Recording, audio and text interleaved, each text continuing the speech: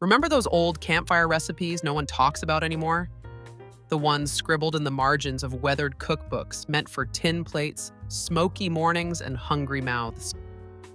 They weren't fancy, but they filled you up and brought everyone around the fire. Let's dust off those flames and bring back 30 forgotten campfire meals worth remembering. Hobo pack potatoes. A dish that might sound like a roadside afterthought, but one bite, and you'll know why it earned a spot in nearly every mid-century camping cookbook and backyard bonfire tradition.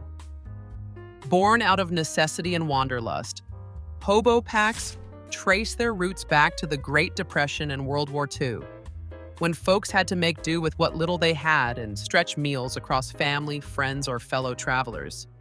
This wasn't fancy food, it was practical, portable, and shockingly delicious for how few ingredients it required. All you needed were potatoes, onions, maybe a scrap or two of bacon if you were lucky, salt, and something to wrap it all in. Wax paper in the early days, aluminum foil in the post-war years when it became a household staple. The prep? Simplicity itself. You sliced the potatoes thin so they'd cook through, layered them with onions and bacon or butter, gave it a pinch of salt, and maybe a shake of pepper, then wrapped the whole thing tight and tossed it right into the coals. No grill, no timer, just instinct and smoke. The result? Soft, caramelized onions, perfectly tender spuds, and smoky bits of bacon fat soaked into everything, like some kind of frontier umami. What makes it so special? It's not just the taste, although fire-roasted starch and bacon is a flavor combo that never goes out of style. It's the ingenuity. The idea that someone, somewhere, looked at a handful of cheap ingredients, no kitchen, and a fire pit and thought, we can make dinner from this. That's the spirit of resourceful cooking. Today, we'd probably call this rustic foil packet potatoes and charge $12 for it at a farm-to-table cafe. But the soul of it remains the same. Sometimes, the best meals aren't found on plates. They're pulled from the ashes, with soot on your fingers and stars overhead. Bannock bread isn't fancy, but it's faithful. It's the kind of bread that doesn't need yeast, kneading, or an oven, just a little flour, a splash of water, and heat. For generations, bannock has been the unofficial bread of the trail, the fire pit, and the frontier.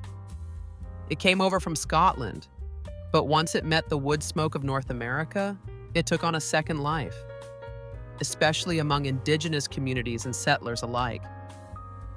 Over time, it became a staple of survival cooking, campfire breakfasts, and worn pages of old scout manuals and pioneer cookbooks. The genius of bannock is that it meets you where you are. No stove, no problem. Whether you shape the dough into a disc and pan-fry it in bacon grease or twist it around a stick to cook slowly over glowing embers, bannock doesn't complain. It browns, it bubbles, it feeds. Some made it with baking powder and salt, others with just flour and water, because sometimes that's all there was. Add a handful of raisins or wild berries, and you've got a dessert. Fold in some onion and herbs, and suddenly you're gourmet, by campfire standards anyway. Every bite carries the smoky, crisp edges of the fire and the dense, warm comfort of something made with bare hands. It's the kind of bread that tastes better when eaten outside, maybe after a long hike, maybe beside a river, maybe because it's the only thing you managed to cook that didn't burn. That's part of the charm. Even now, in a world of air fryers and meal kits, bannock endures. It's made its way back into culinary conversations, sometimes topped with arugula and artisan cheese.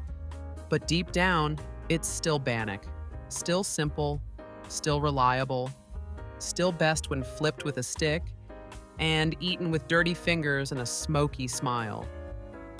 In the end, bannock bread is proof that food doesn't have to be complicated to matter. It just needs to be made with intention, and maybe a little bit of fire. Stick-roasted donuts may sound like something invented at a summer camp with no adult supervision. And in a way, they kind of were. Somewhere between campfire improvisation and Depression-era ingenuity, this curious little treat found its way into old community cookbooks and scout manuals, passed around like folklore with a side of powdered sugar. The premise is almost absurd in its simplicity. Take biscuit dough, homemade if you had time, Bisquick if you didn't, roll it into a rope, coil it around a clean stick, and roast it slowly over the fire until golden, puffed, and just a little crispy. The original idea likely came from necessity. In times when oil was scarce and frying wasn't an option, folks figured out that the open flame could do the trick, albeit with a bit more patience. The stick had to be just right. Green wood, not dry so it didn't burn, and thick enough to support the dough as it expanded. You'd roast it like a marshmallow, rotating slowly, dodging flames, hoping it browned before it blackened. Once done, you'd slide it off the stick, brush it with a little melted butter if you had any, and roll it in a plate of sugar, cinnamon, or just eat it plain and steaming. There was something joyful about the whole process. Kids could make their own, adults got to relive their own childhoods, and everyone ended up sticky-fingered and slightly soot-stained. It wasn't elegant, but it was memorable. This was the kind of dessert that didn't need a recipe card. Just a fire, a stick, and a bit of curiosity. Today, with the rise of TikTok camping hacks and cast iron dessert reels, you might see a glammed-up version involving canned biscuit dough and Nutella. But the original stick-roasted donut doesn't need improving. It's a little smoky, a little sweet, and a whole lot nostalgic. The kind of treat that reminds you food doesn't have to be complicated to be delightful. Sometimes, it just needs to be warm, handheld, and a little bit charred around the edges. Sourdough skillet biscuits. Before there were grocery store biscuits in pressurized cans and powdered mixes promising just add water, there were sourdough skillet biscuits, stubborn, slow, and packed with personality. These biscuits didn't come from a box, they came from a jar in the back of the pantry where a bubbly, slightly funky starter lived like a kitchen pet. You didn't just make sourdough, you tended to it, fed it, worried over it like a fussy houseplant. And when it was ready, you put it to work, most often, in a cast iron skillet over an open fire. Sourdough was the lifeblood of early frontier cooking, not just because it made things rise, but because it lasted. In remote cabins, chuck wagons, and logging camps, commercial yeast was either too expensive or too far away, so cooks relied on their starters, passed down or built from scratch using just flour, water, and air. When it came time for biscuits, that same starter gave the dough its signature tang and chew. No baking powder needed if the starter was strong and the cook had patience. These biscuits were often shaped by hand and nestled right into a greased skillet, edges touching, tops left free to crisp and brown. Into the fire they went, sometimes covered, sometimes not, and they emerged golden, steaming, and dense in all the right ways. Split one open, and you'd find a soft, sour center, perfect for slathering with lard, molasses, or whatever jam you managed to bring along. There's a reason these biscuits linger in family lore. They were the kind of food that filled you up and made you feel cared for, even if everything else around you was raw and rugged. Today's sourdough revivalists might fuss with hydration percentages and ambient temperature, but the old skillet biscuit doesn't care about that. All it asks for is a fire, a starter, and a cook willing to wait. Because in a world that's always rushing, a sourdough skillet biscuit is a reminder that some things, especially the good things, take time. Cornmeal mush in tin cans sounds like something out of a survival manual, and in many ways it was. But for families trying to stretch every last penny, or for kids gathered around a smoky campfire with their knees dusty and stomachs growling, It was a warm, comforting miracle in a tin. This was the kind of recipe you didn't write down because everyone already knew it. Just cornmeal, water, a pinch of salt, and a bit of thyme. And if you didn't have a pot, no problem. You used the very can your beans came in. Waste not, want not. During the Great Depression and well into the ration-minded 1940s, cornmeal was a staple in American households, particularly in the South and Midwest. Cheap, filling, and shelf-stable, it could be turned into everything from cornbread to grits to, yes, mush. And when camping or cooking outside, folks learned that a tin can, cleaned out and dented from use, made a surprisingly decent vessel. The can was filled with water and set near the coals until hot, then cornmeal was stirred in slowly, often with a stick or a pocket knife handle. The key was patience and steady stirring, because the line between creamy and lumpy was thin. Once it thickened, the mush could be eaten hot and savory right out of the can, sometimes with a drizzle of molasses, a pat of butter, or a few crumbs of bacon if you were lucky. Leftovers, if there were any, were poured into another can to set overnight, then sliced and fried the next morning into golden slabs. A two-meal miracle. Cornmeal mush wasn't glamorous, but it was dependable. It fed families, warmed bellies, and turned something humble into something hearty. Today, we might call it polenta and serve it with roasted vegetables and goat cheese, but its roots are humbler and more heartfelt.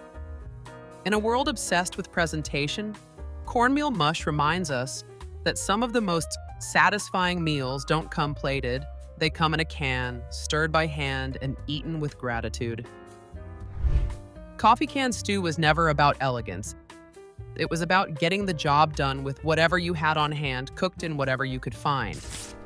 And during lean times or long nights by the fire, that often meant reaching for an empty metal coffee can, the kind that once held Maxwell House or Folgers, and turning it into a makeshift stock pot. This was rough cooking, sure, but it had a kind of genius behind it.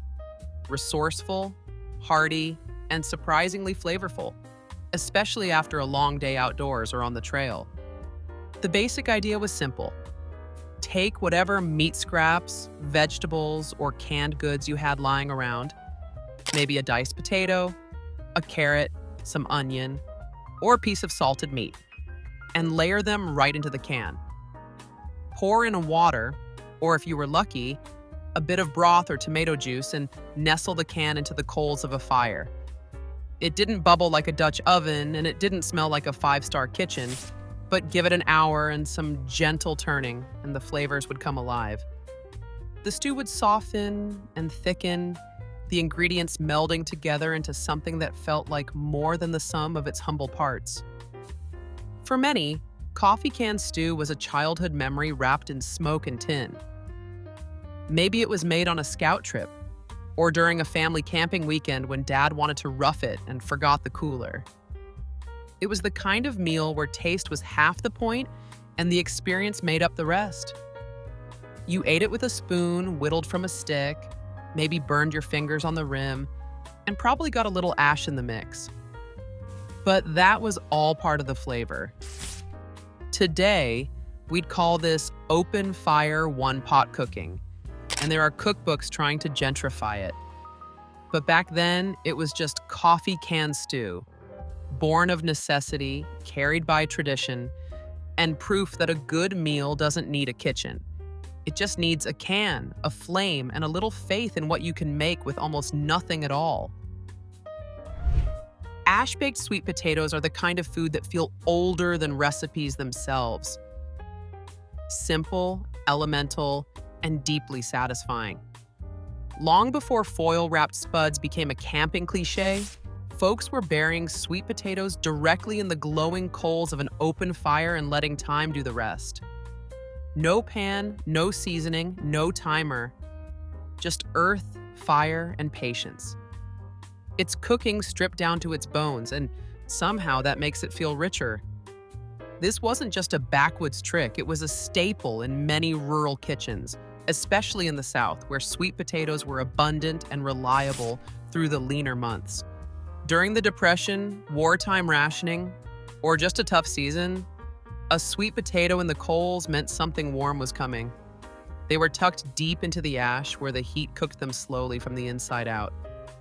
The skins would blacken, even blister, but inside was sweet, caramelized gold, soft, steaming, and full of earthy comfort. Ash baking wasn't about presentation. You didn't slice or top these with marshmallows or brown sugar. You cracked them open with your fingers, blew on the steam, and ate them as they were, maybe with a bit of salt or butter if you were lucky. The charred skin peeled back like bark, revealing the kind of flavor that only comes from fire and time. The kind of flavor that told you someone had waited for this, probably with sore feet, smoke in their eyes, and soot on their hands. For many, this dish is a memory of grandparents tending a fire, of cold nights warmed by something glowing beneath the logs. It's a humble dish with no frills, no shortcuts, and yet it lingers in the mind long after more complex meals fade. Today, the closest most people get to this is an oven-roasted sweet potato wrapped in foil. But if you've never eaten one pulled straight from the coals, fingers burned and lips sticky with sweetness, you haven't really tasted what this root vegetable was meant to be. Ash-baked sweet potatoes aren't just food. They're a quiet kind of ceremony, passed down through smoke and memory. Campfire rice pudding is the kind of dessert that sneaks up on you. It doesn't shout with bright colors or fancy toppings. It's quiet, creamy, and comforting, like a lullaby in a bowl. And out by the fire, under a blanket of stars, it somehow tastes even better. Long before packaged pudding cups and instant mixes lined pantry shelves, rice pudding was made slowly over real heat with just a few humble ingredients and a lot of stirring. The campfire version?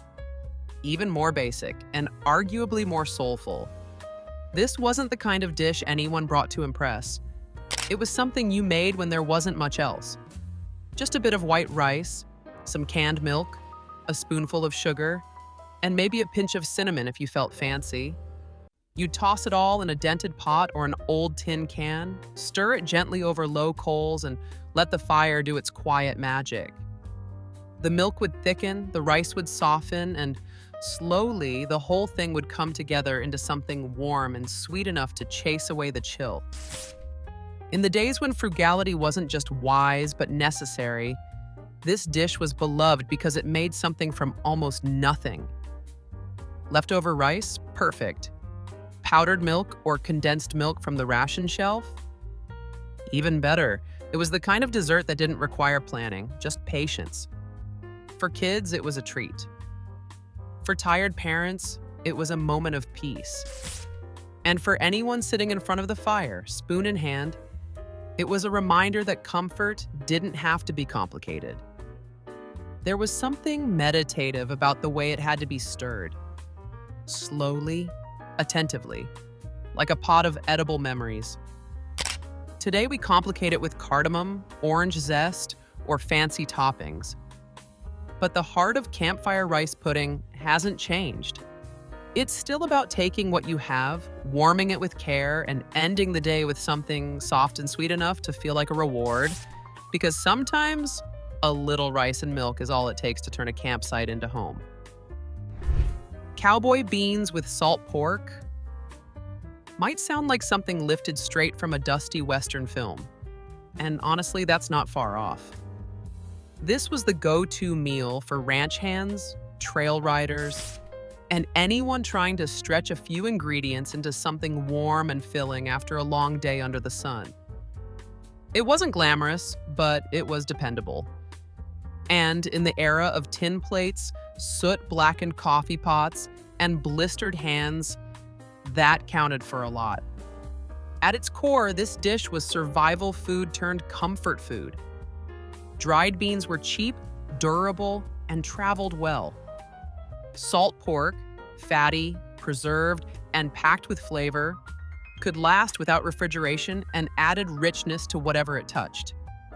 Together, they made magic in a pot.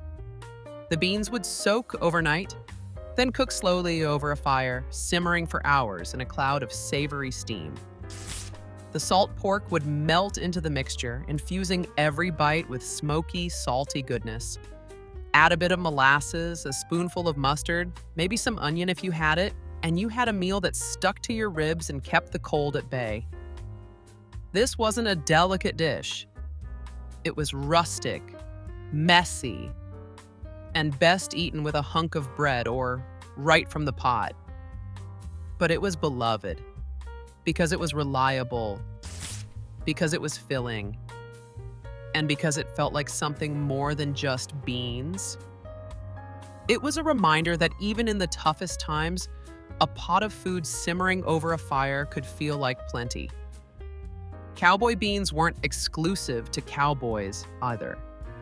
They showed up in Depression-era homes, UPA work camps, Boy Scout manuals, and campfire cookouts well into the 20th century. Families passed down their own tweaks: brown sugar instead of molasses, a dash of hot sauce, or leftover coffee added to deepen the flavor. Today, we might find versions with smoked brisket or artisan sausage, but the soul of the dish remains untouched. Cowboy beans with salt pork is still a lesson in simplicity. Take humble ingredients, give them time, and let the fire do the rest. It's hearty, honest food, and it never goes out of style.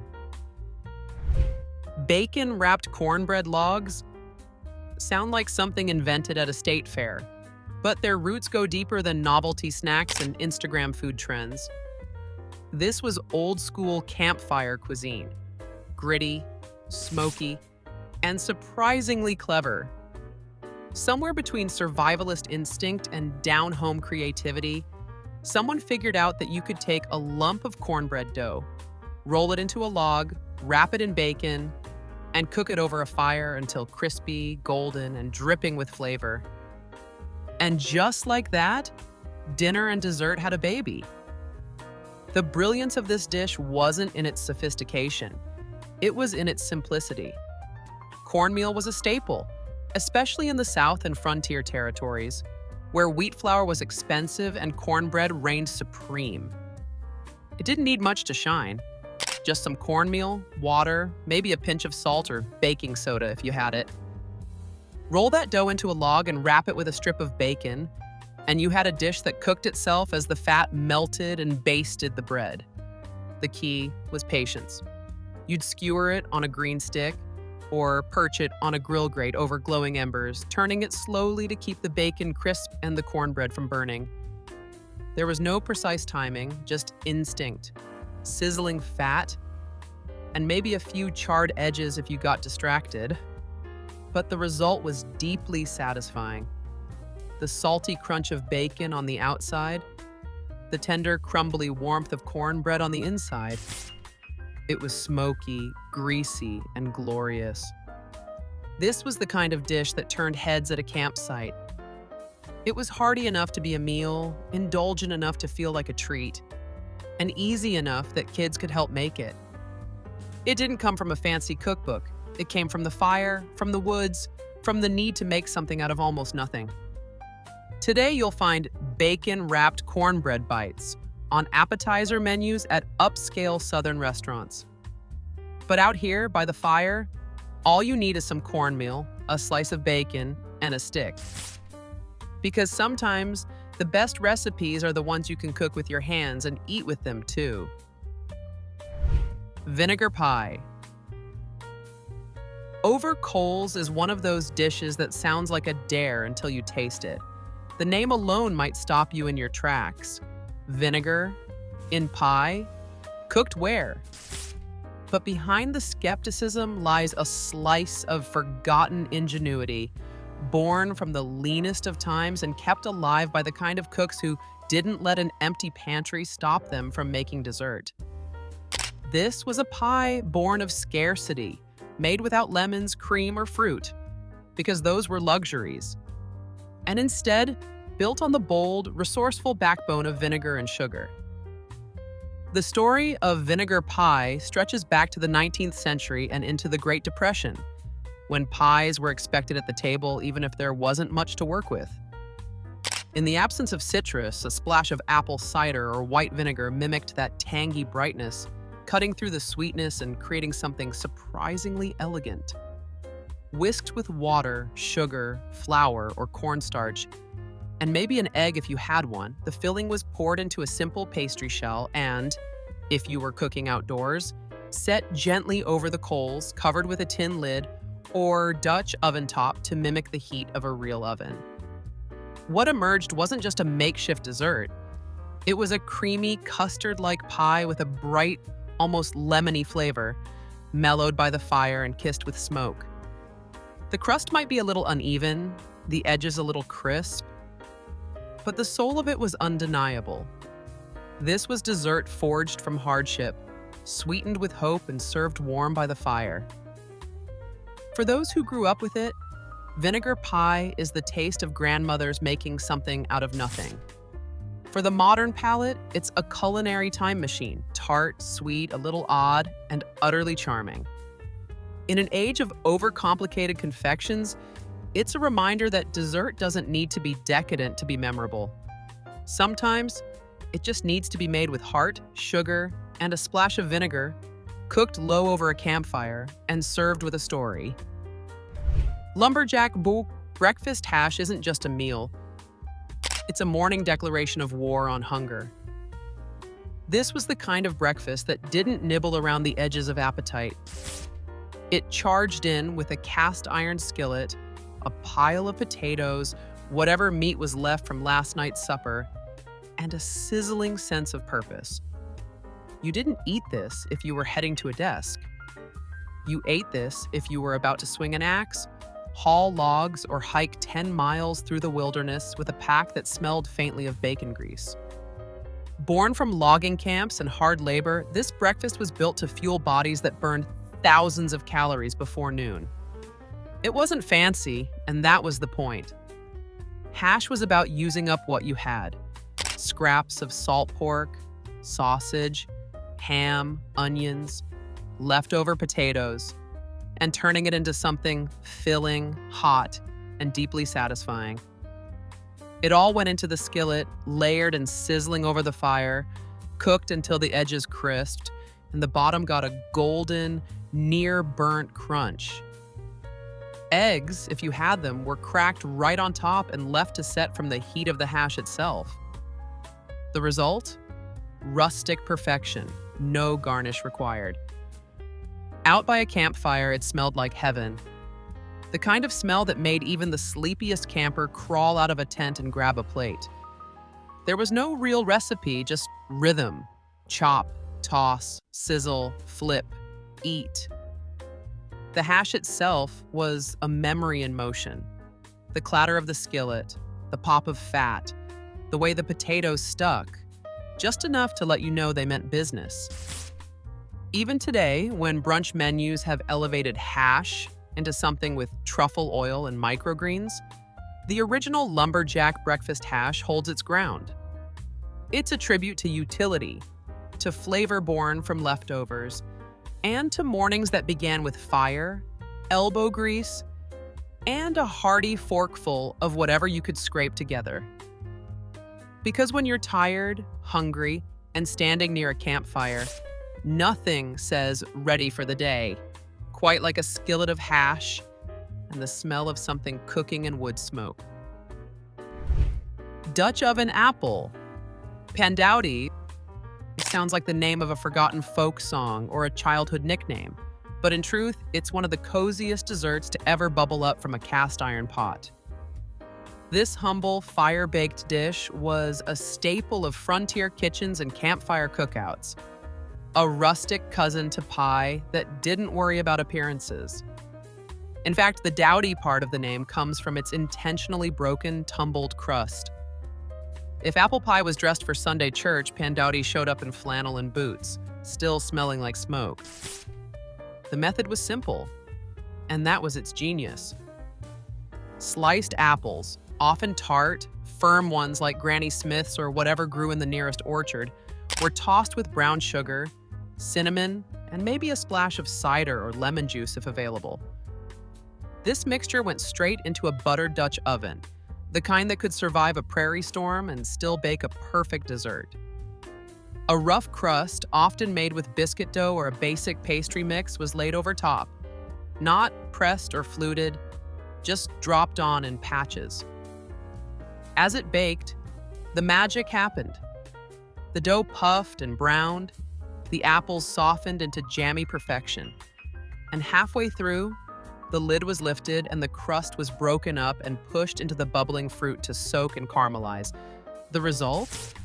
A dish that was sweet, but not fussy, rich, but not delicate. It was spooned out hot and steaming, usually eaten right from a tin plate or enamel bowl, maybe with a splash of cream or a dollop of whatever passed for whipped topping back then.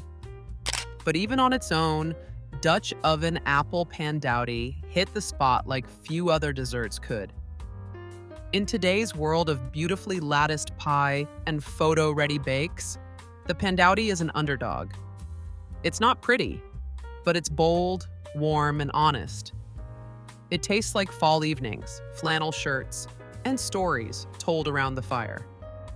And in that first bite, apple soft, crust crisp, sugar browned, you can taste not just the fruit, but the legacy of those who made do, made it work, and made it delicious. Campfire macaroni and tomatoes isn't trying to impress anyone.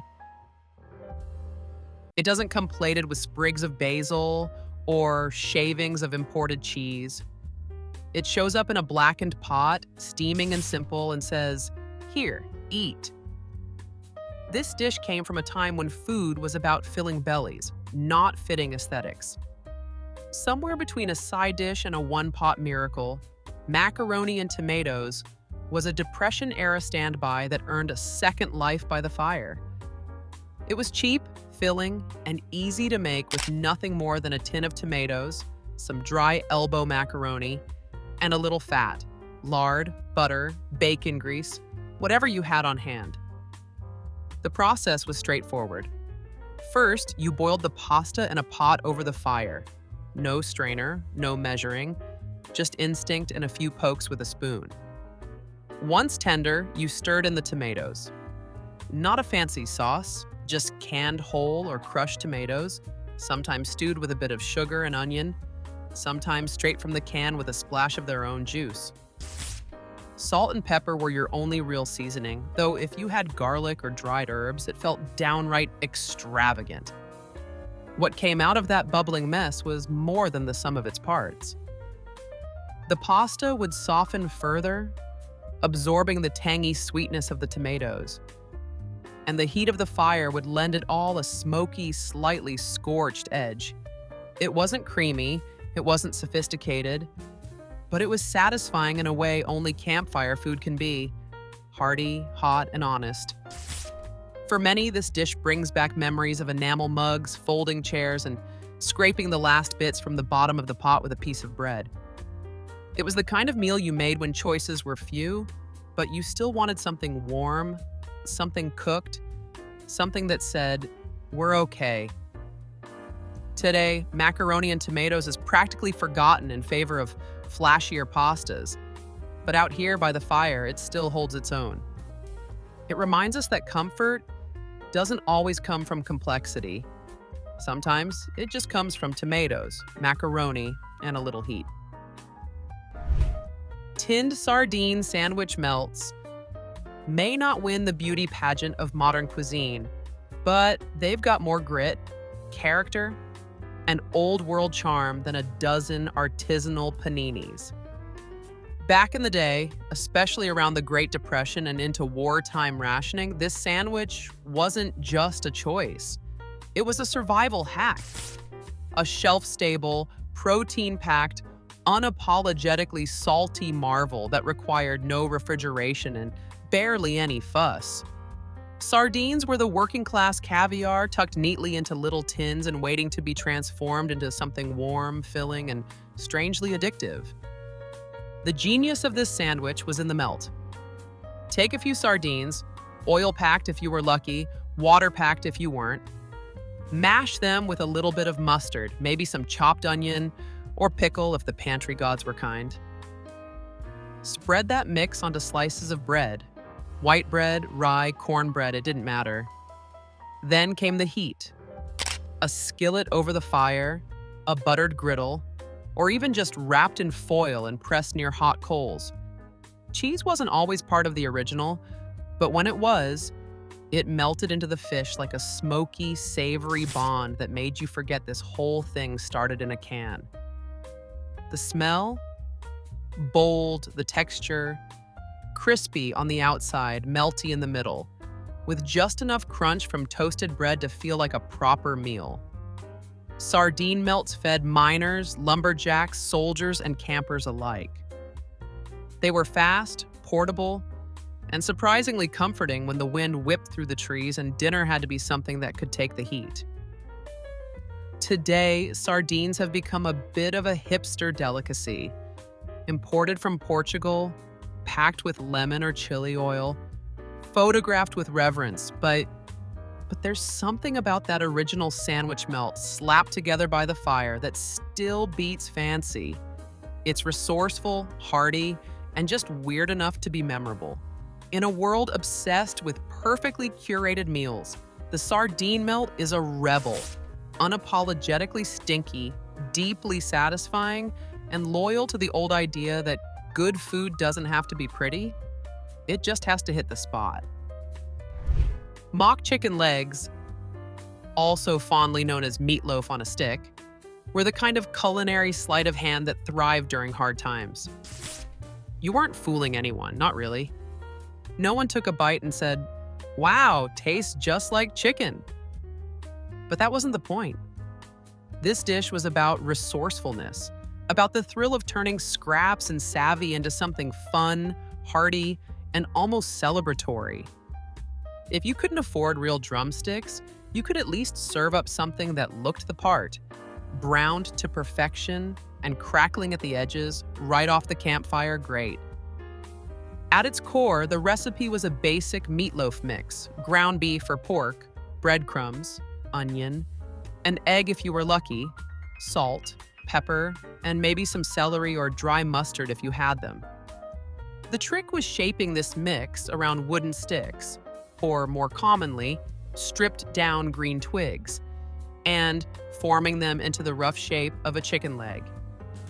They'd get a quick dusting of flour or crushed crackers for that faux skin texture. Then either pan-fried in a cast iron skillet or roasted slowly over open flames. What made these special wasn't just their thriftiness, it was their whimsy. Kids loved them because they got to eat meat on a stick like the county fair. Adults loved them because they stretched a pound of meat into a whole meal.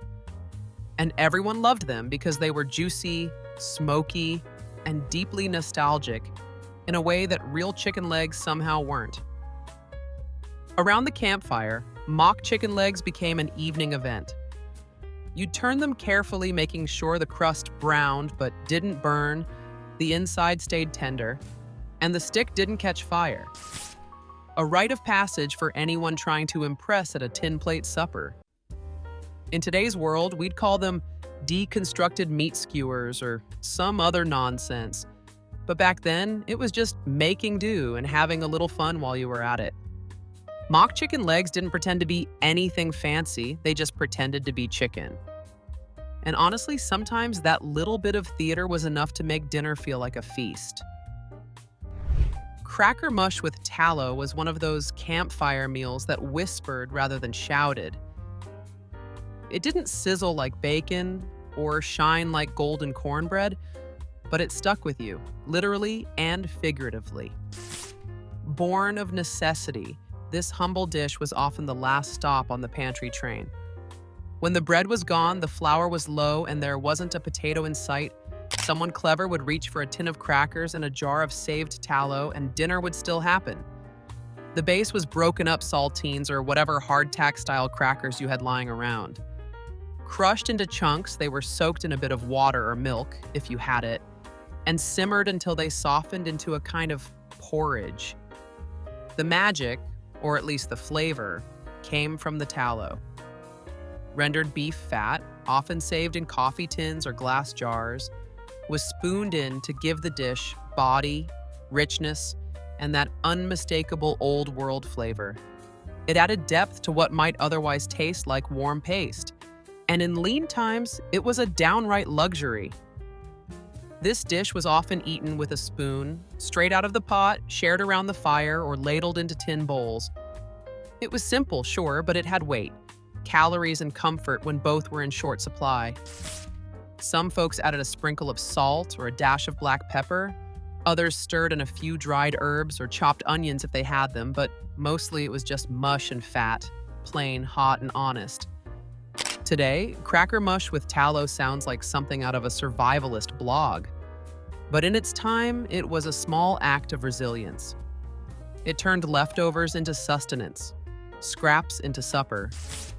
No one waxes poetic about mush, but when you were cold, tired, and staring down an empty cupboard, this bowl of soft, greasy, stick-to-your-ribs goodness felt like a lifeline.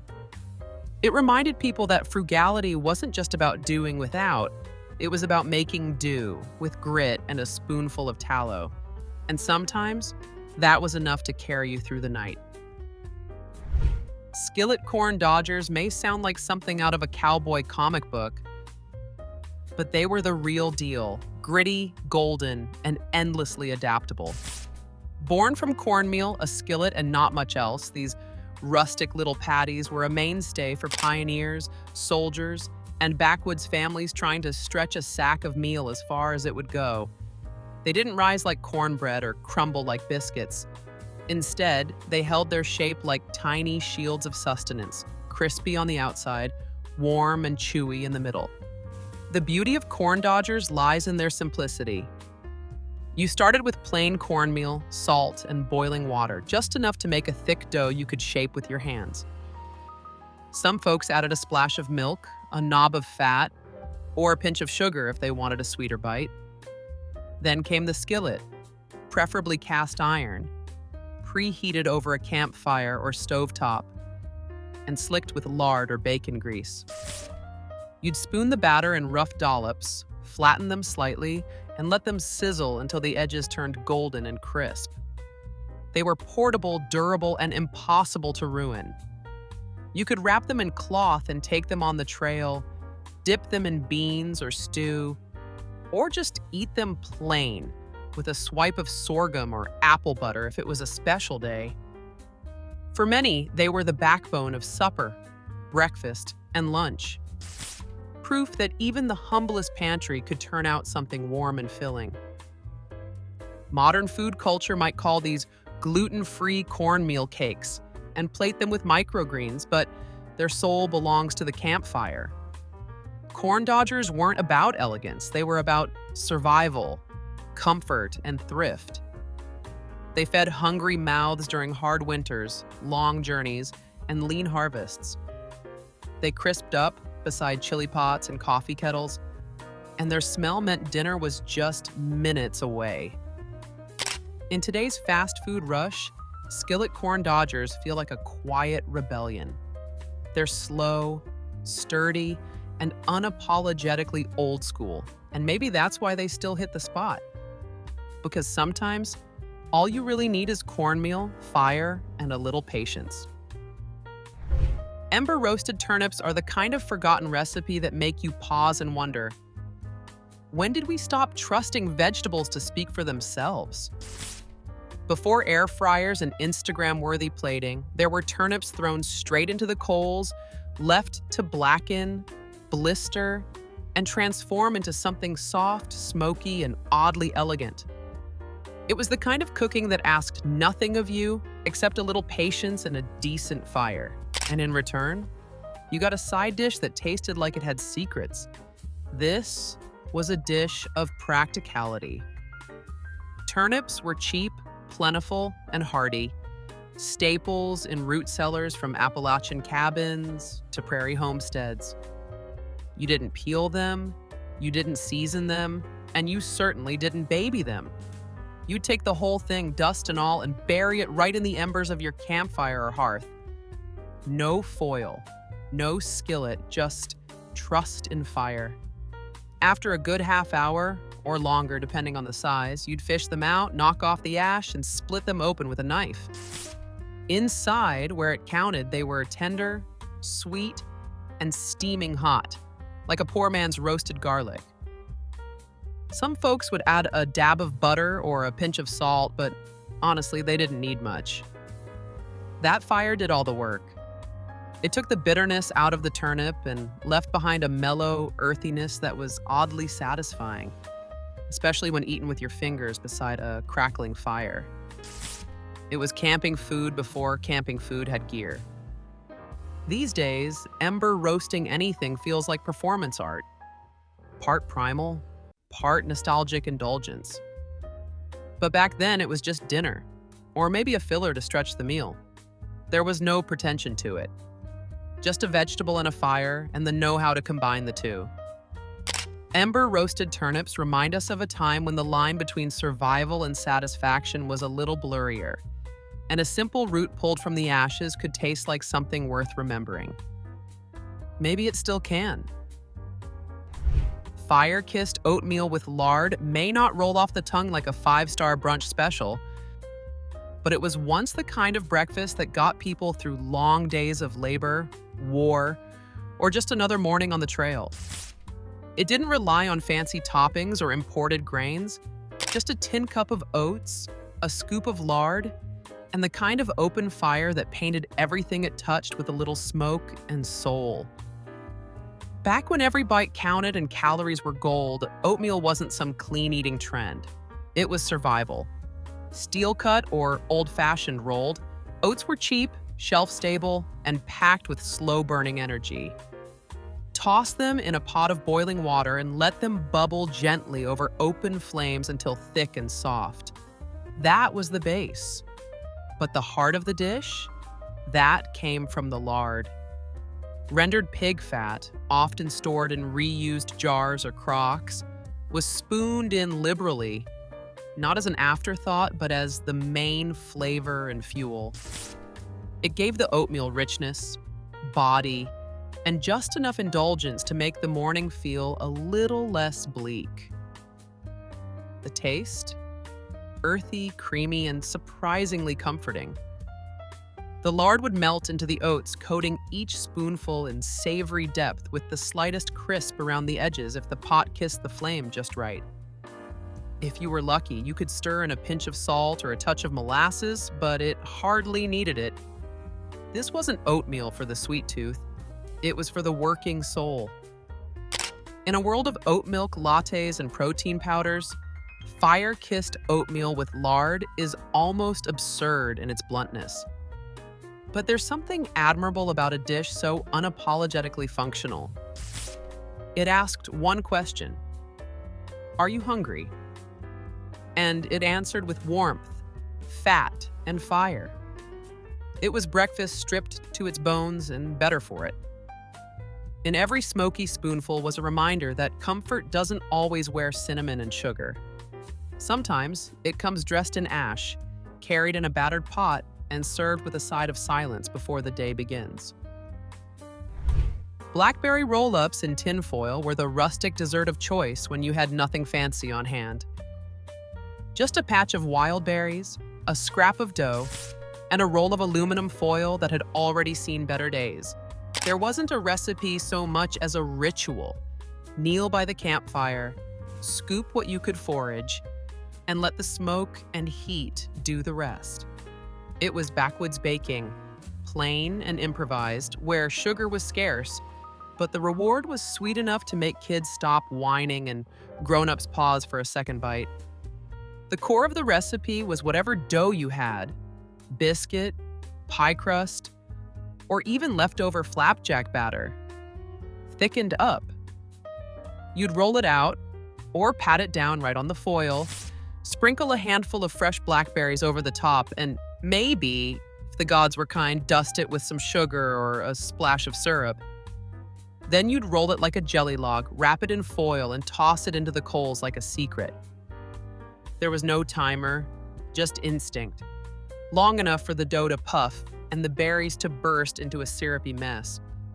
When you pulled it from the ashes and peeled back the foil, steam billowed out like it was hiding treasure. The crust would be patchy, soft in places, crisp at the edges, and stained deep purple from the fruit. Burnt bottoms were common and oddly beloved. You'd slice it or just tear off hunks, still warm and sticky, licking juice from your fingers like it was the last sweet thing on earth. Today, this would be a deconstructed berry strudel, maybe served with artisan cream.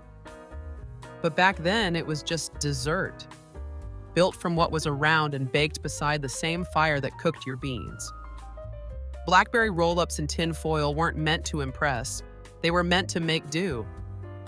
And in their messy, juicy, smoke-kissed simplicity, they still remind us the best flavors don't always come from a recipe. Sometimes they come from a handful of wild berries and a little aluminum hope. Pondside fish fry wasn't a recipe, it was a reward. The kind of meal that came after patience, sunburn, and the thrill of a tug on the line.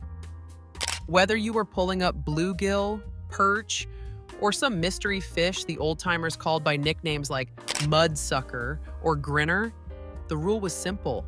If it came out of the water and didn't bite back, it went in the pan. This was food born from the banks of creeks and farm ponds, where supper depended on what was biting and how hungry you were willing to be. Once caught, cleaned, and possibly deboned, though not always, depending on who was cooking, the fish went straight into a skillet, sizzling with fat, often lard or bacon grease saved from breakfast. A dusting of cornmeal, flour, or just plain salt if you had nothing else, and in it went. No frills, no fronds of parsley, just heat, grease, and a little crackling sound that let you know dinner was 5 minutes away. Fried hard until golden and crisp on the outside, the fish came out with tails curled and skin that could rival any potato chip in crunch. Kids sat cross-legged in the grass with paper plates or tin trays, blowing on hot pieces and peeling back bones like tiny archaeologists. You'd taste the pond. Clean, earthy, sometimes a little too muddy, but it was honest food. Maybe you had a slice of white bread on the side, or a dab of mustard if someone brought a jar. But mostly it was just you, the fish, and the sound of cicadas humming approval in the trees.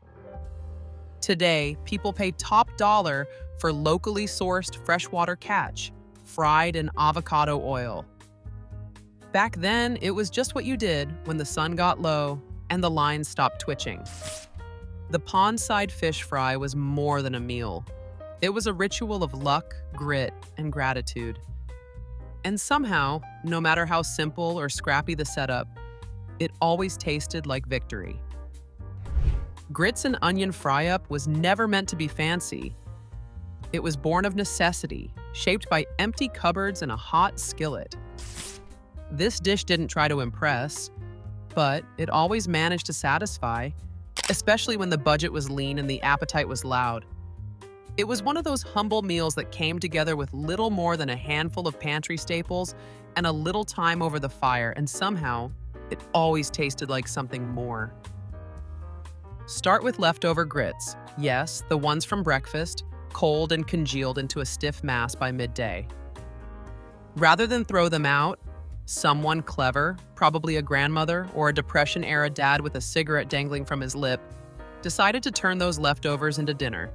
Slice the grits into thick slabs or crumble them into rough chunks. No need for perfection here. Toss them into a hot cast iron pan already greased with bacon drippings, lard, or whatever fat you had saved. Let them sizzle and crackle until the edges browned and the bottoms develop that golden crust that only comes from patience and the right kind of heat. Then came the onions. Sliced thin or thick, yellow or white, they were thrown in raw and allowed to mingle with the grits as they softened and caramelized. The smell alone was enough to draw a crowd, sweet, savory, and smoky from the pan. The onions added a depth that made the grits feel like something new, heartier, richer, and more soulful. If you were lucky, there might be a shake of pepper or a splash of vinegar. If you were really lucky, a crumbled bit of sausage or a stray piece of ham. This wasn't a dish for guests or special occasions. It was for those nights when creativity and survival met in the kitchen. But the original grits and onion fry-up didn't need anything extra. It was filling, frugal, and full of flavor. Proof that with just a few ingredients in a hot pan, you could still serve up something close to comfort. Bread on a stick is the kind of meal that proves once and for all that food doesn't need a kitchen or even a plate to be memorable. It's part campfire rite, part childhood magic, and entirely about making do with what's on hand. Born from the bare-bones simplicity of frontier cooking and Depression-era know-how, this was a recipe stripped down to its essence: dough, fire, and time. And maybe a little ash, too, depending on how ambitious or distracted you were. The dough could be anything: biscuit mix, bannock, or a quick flour saltwater concoction mixed in a tin cup. It didn't have to be pretty, just pliable. You'd roll it between your palms, coax it into a rope, and then wind it around the end of a sturdy stick. Cleaned, whittled, and maybe stolen from someone's marshmallow stash. Then came the real trick: holding it over the open fire just long enough for the outside to crisp and the inside to cook, turning slowly like you were roasting a precious artifact. Burnt edges were expected. Raw centers were forgiven. And a perfect golden crust? That was pure campfire luck. There was something deeply satisfying about the process. No utensils, no plates, just smoky air, crackling wood, and the smell of toasty bread rising from your makeshift skewer. Kids loved it. Adults quietly loved it more. If you were lucky, you'd slather it in butter or jam afterward, or, in true 1930s spirit, dip it in a little bacon grease or molasses if that's what you had. It was cheap, filling, and interactive in the best kind of way. In today's world of sous vide machines and 5-course tasting menus, bread on a stick seems almost defiant. But it's still one of the purest food experiences out there. Primitive, tactile, and delicious in its own crusty, imperfect way. You don't need a camp or even a reason to make it. Just a stick, some dough, and a little time by the flames. And maybe the reminder that sometimes the best kind of bread doesn't come from an oven. It comes from a fire and a little bit of patience. Sugar sandwiches. Toasted sounds like something a mischievous child would invent, and that's probably exactly how it began. But during lean times, especially in the Great Depression and through wartime rationing, it wasn't just a sweet indulgence. It was dessert, comfort, and the closest thing to bakery goods many families could manage. With just white bread, butter, or lard, or even margarine, and sugar, this toastable treat turned pantry scraps into something that felt a little indulgent, even if it only cost pennies. The basic idea was simple. Spread a slice of white bread, whatever kind was cheapest or day-old, generously with softened butter. Sprinkle on a good layer of sugar, the more even the better. Some folks liked granulated for its crunch, others swore by brown sugar for its caramelly melt. Then, top it with another slice of buttered bread and press it lightly, sandwich style. What came next was a toss-up between the stovetop and the campfire. But either way, the goal was the same. Toast it until golden, crisp on the outside and slightly gooey on the inside. Over a fire, it went right into a skillet or griddle, or sometimes even wrapped in foil and set near the coals, low and slow. The butter would brown, the sugar would melt just enough to create that unmistakable scent of warm sweetness and toasty bread, and the edges would crisp to perfection. When done right, it tasted like the love child of cinnamon toast in a donut, minus the cinnamon and the fancy shape. Just warmth, crunch, and that hit of sweetness that somehow made the world feel less bleak. Kids devoured them. Adults called it making do. And today, you might call it rustic French toast or a deconstructed toaster pastry and charge $5. But in its original form, the toasted sugar sandwich was pure, unpretentious joy, especially when the pantry was bare and a little sweetness was sorely needed. It didn't require much, just some heat, a little hope, and the kind of hunger that turns necessity into nostalgia. Fire-roasted apples with bacon sounds like the kind of pairing that shouldn't work. And yet, it absolutely does. It's sweet and salty, smoky and soft, rustic and indulgent all at once. This dish is a perfect example of old-time campfire cooking ingenuity, where ingredients had to stretch and flavors had to earn their keep. You took what you had and made it delicious, not with fancy equipment or long ingredient lists, but with patience, open flames, and a little frontier audacity. The basic idea was simple. Apples, preferably firm ones like Granny Smith's or Arkansas Blacks, were cored and either sliced thick or left whole. Then came the bacon, thick cut, preferably salt cured, though folks weren't picky.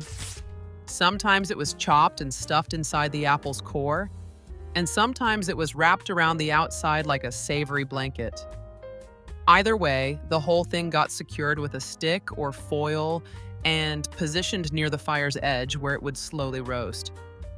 The bacon rendered its fat, crisped its edges, and soaked right into the apple flesh. Meanwhile, the apple softened and caramelized, its tart juices mingling with smoky, salty drippings. You'd rotate it every few minutes, watching the sugars bubble and the bacon sizzle until everything looked just shy of burning, which, for the record, meant it was probably perfect. This wasn't a formal dessert, and it wasn't exactly a main course either. It was a between meals sort of dish, or a reward after a long day of hiking, fishing, or chopping wood. Kids weren't always sure what to make of it. Adults, especially those with a salty sweet tooth, knew better. Some folks even added a sprinkle of brown sugar or a splash of vinegar, turning it into something that tasted suspiciously gourmet for a logside supper. Today, you'll find versions of this dish on grilling blogs or in cast iron cookbooks, dressed up with rosemary or balsamic glaze. But the original fire-roasted apples with bacon was unassuming and unforgettable. A campfire classic that proved you didn't need a full pantry to make something that stuck in your memory and maybe even your teeth. Coffee-boiled eggs might sound like a dare from a tired camper or something a cowboy dreamt up between sunrises, but they're a genuine relic from the days when efficiency was survival and flavor had to ride shotgun. This wasn't a novelty. It was smart. When you had one pot, one fire, and the whole crew to feed before sunrise, why not let breakfast multitask? And so the coffee pot became an unlikely egg boiler. The process was beautifully straightforward. Strong coffee, often yesterday's reheated brew or fresh grounds if luck allowed, was brought to a gentle boil in a dented tin percolator or camp kettle. Whole eggs, uncracked, were lowered right in. The heat did its usual work, firming whites and setting yolks, but the coffee added something extra. Not quite bitterness, not quite smokiness, more like a campfire whisper clinging to the shell. Some even claimed the eggs peeled easier this way, though that may have been the cook's optimism talking. In logging camps, trail drives, and during long depression mornings, this trick saved both time and water. And when coffee was strong enough to put hair on your chest, it only made sense it could toughen up a few eggs too. Some folks added a pinch of salt or pepper to the water, or even a bit of onion skin to deepen the color of the shell. But mostly, this was a dish defined by simplicity and grit. The eggs came out warm, slightly tinted, and ready to eat with a heel of bread or a smear of bacon grease. They weren't fancy, but they were hearty. The kind of food that got you through cold mornings, sore backs, and long days ahead. Today, coffee-boiled eggs feel like a culinary curveball, hipster brunch waiting to happen. But they're really a nod to the past. A practical, unpretentious blend of caffeine and protein that asks nothing more than a campfire and a little patience. Just one more example of how food doesn't need to be fussy to be smart, or memorable, or surprisingly tasty. One-pot noodle goulash wasn't born from any formal cookbook. It was born from what was left in the pantry, stretched across a campfire with one eye on the sky and the other on an empty stomach. Somewhere between Hungarian comfort food and Depression-era desperation, this dish found its place. Hot, hearty, and humble. You didn't need much to make it. A bit of ground meat if you were lucky, a handful of elbow noodles or broken up spaghetti, canned tomatoes, onions, and whatever seasoning you could muster from the bottom of the bag. The charm of this goulash wasn't in precision. It was in the process. You browned the meat in a cast iron skillet or battered Dutch oven, let the onions soften and take on that sweet smoky edge from the fire, then stirred in the tomatoes and noodles with just enough water to keep it from burning. No measuring cups, no timers, just a wooden spoon, a campfire, and the time it took to swap a few stories and maybe swat at a mosquito or two. In harder times, meat was often swapped for beans, or just left out altogether. Paprika, if you had it, was a blessing. Ketchup made an appearance more often than anyone likes to admit.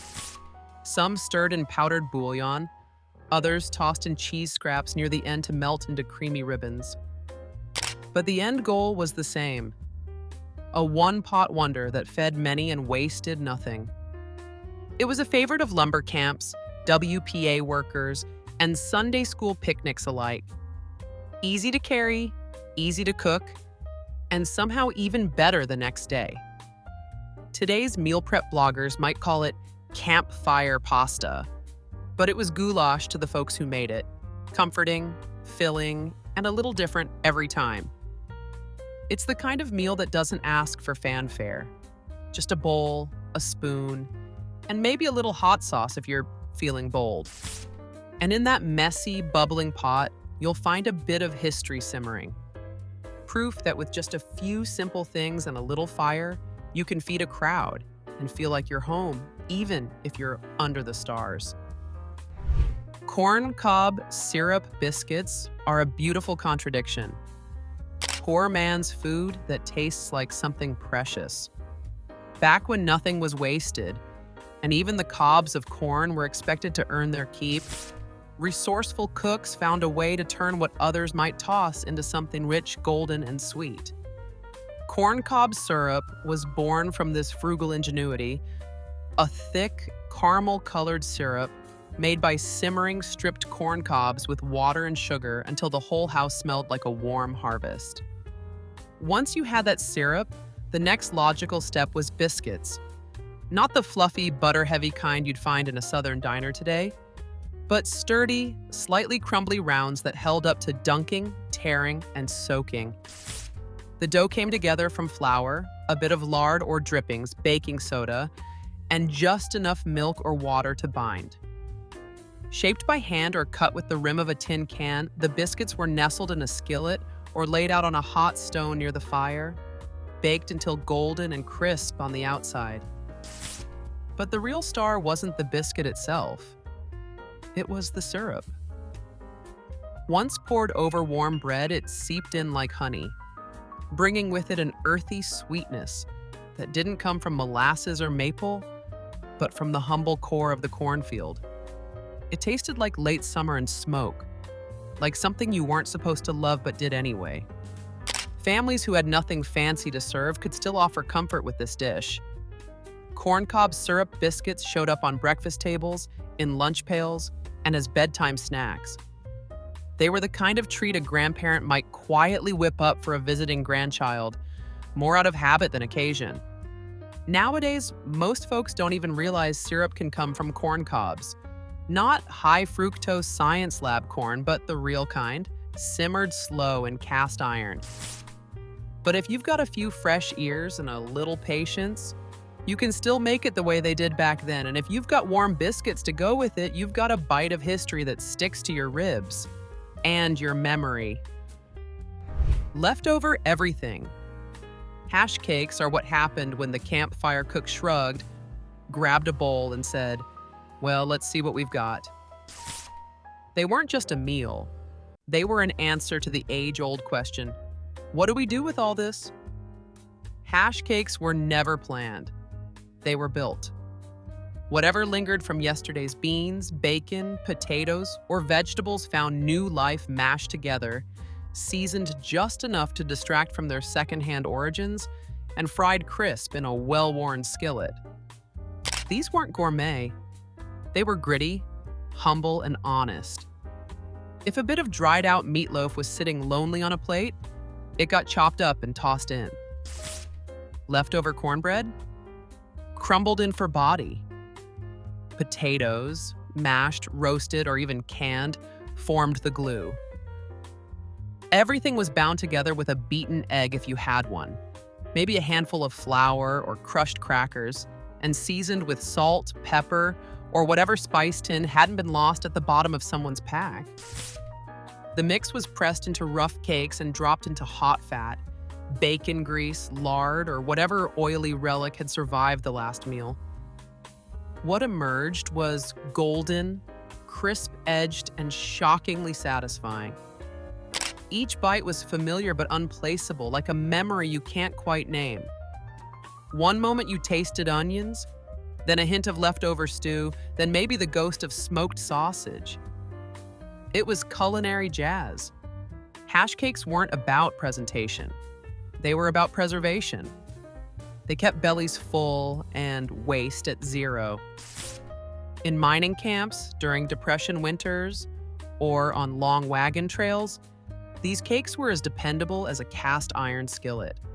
They weren't fancy, but they were warm, comforting, real. And today, they'd probably sell as heritage hash patties on a brunch menu, garnished with microgreens and an ironic price tag. But their heart remains the same. It's about making something from almost nothing. About stretching scraps into sustenance. And if you ask any old-timer, they'll tell you, some of the best meals don't start with a recipe. They start with leftovers and the refusal to waste them. Hash cakes that prove that with enough heat, heart, and hunger, scraps can sing. Today's version of roughing it is forgetting your charging cable. Reflect on what these recipes say about our past: resilience, family, survival, and resourcefulness. These aren't just recipes. They're heirlooms passed down by memory and soot-stained spoons. Which one do you remember or want to try? Like, subscribe, and share your favorite forgotten food memory.